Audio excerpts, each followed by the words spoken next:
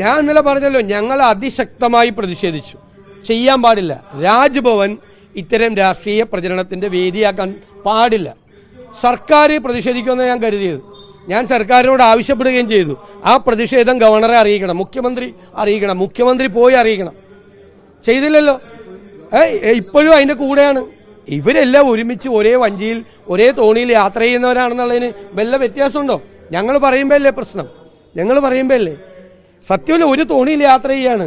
ഒരു RSS നേതാവൻ, നിങ്ങളൊരു military എക്സ്പെർട്ടിനെ കൊണ്ടുപോവാ, നിങ്ങളൊരു ഫോറിൻ അഫയേഴ്സ് എക്സ്പെർട്ടിനെ കൊണ്ടുപോവാ, എന്നിട്ട് ഓപ്പറേഷൻ സിന്ദൂരിനെ കുറിച്ച് സംസാരിച്ചോ, നമുക്ക് ആർക്കും യാതൊരു വിരോധമില്ല. കൊണ്ടുവന്നിട്ട് രാഷ്ട്രീയ പ്രസംഗമാണ്. രാജ്ഭവന്റെ പരിധിയിൽ നിന്നുകൊണ്ട് മുൻ പ്രധാനമന്ത്രിമാരെ അധിക്ഷേപിച്ച് സംസാരിച്ചു ഈ RSS നേതാവ്.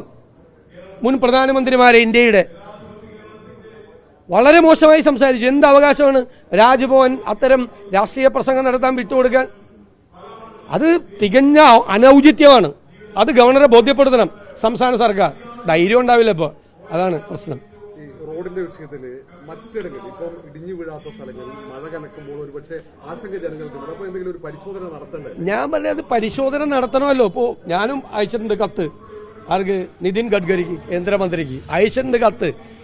പേടിച്ചിരിക്കുന്നത് മാത്രമല്ല, ധാരാളം കനാലുകൾ, തോടുകളൊക്കെ അടഞ്ഞുപോയി, കനാലുകളെല്ലാം അടഞ്ഞുപോയി.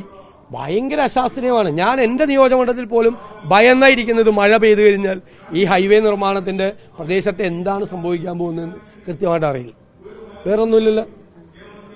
നിങ്ങളോടൊരു കാര്യം കൂടി പറയാൻ പോ. നിങ്ങൾ ഇന്നലെ KPCC യോഗം കഴിഞ്ഞപ്പോൾ കുറേ പേര് പുനഃസംഘടന ഉണ്ടാവില്ല നിങ്ങളങ്ങ് തീരുമാനിക്കുകയാണ്. ഞാൻ പറയുകയാണ്, KPCC പ്രസിഡന്റാണ് പറയുന്നത്, ഇന്നലെ അങ്ങനെ ഒരു ചർച്ചാ മീറ്റിംഗിൽ നടന്നിട്ടേ ഇല്ല. ഒന്ന്. എന്നിട്ട് ഇന്നലെയും ഇന്നുമായിട്ട് ആ വാർത്ത കൊടുത്തിട്ട് ഇപ്പോൾ ഉച്ചയായപ്പോൾ പറയാണ് കേരള നേതാക്കളെ മറികടന്ന് പുനഃസംഘടന നടത്താൻ ഹൈക്കമാൻഡ്. ഞാൻ ചോദിക്കട്ടെ, കുറച്ച് ചാനലുകൾ, കുറച്ച് മാധ്യമങ്ങൾ CPMന്റെ പിണിയാളുകളായി പ്രവർത്തിച്ച് കോൺഗ്രസിൽ കുഴപ്പമാണെന്ന് വരുത്തി തീർക്കേണ്ടി.